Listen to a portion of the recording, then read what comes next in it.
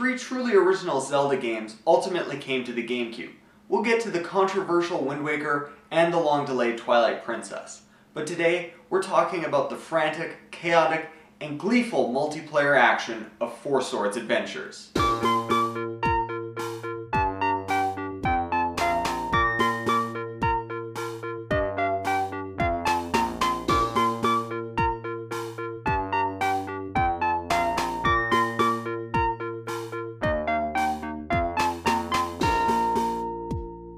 The Definitive 50, with your host, Noobs.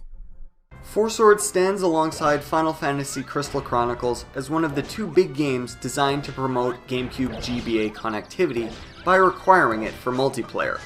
Although Four Swords supports single player through a standard GameCube controller, the game only truly shines when players hop through the awkward link cable hoops and gather as a group to battle their ways through Hyrule.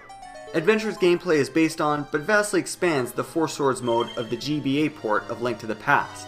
Each player takes command of one of 4 Links, on a quest to take down the evil sorcerer Vaati and the nefarious Shadow Link, as well as rescue the 6 Shrine Maidens and Princess Zelda.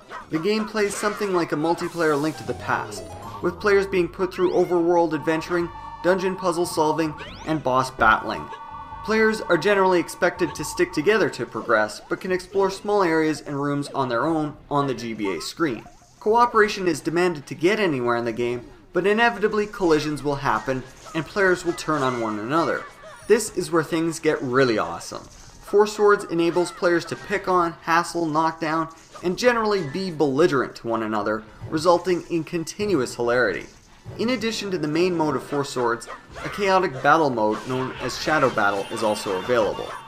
The Japanese release of Four Swords Adventures includes a 3rd mode known as Navi Trackers, in which the players are tasked with finding members of Tetra's piratical crew from Wind Waker. The mode includes voice acting, yes, in a Zelda game, which probably explains why it didn't make it to the West. Sure, Four Swords Adventures doesn't live up to the grandeur of its single-player brothers, but it still contains some of the biggest fun to be found on the GameCube. Believe it or not, every major Zelda game released up to the end of the GameCube's life is playable on the system in some form. In addition to its own 3 entries in the series, the GameCube can also play all Game Boy, Game Boy Color, and Game Boy Advance Zeldas through the Game Boy Player, including the GBA port of Link to the Past. Thanks to the Wind Waker pre-order bonus disc, Ocarina of Time and the long sought-after Master Quest are also available. Finally, the Zelda promotional disc, which came bundled with GameCubes for a time and could also be acquired through other promotions, includes Ocarina again, Majora's Mask, and the 2 NES Zeldas. Let me know what you think of Four Swords and the Definitive 50 in the comment section below. Don't forget to rate and subscribe.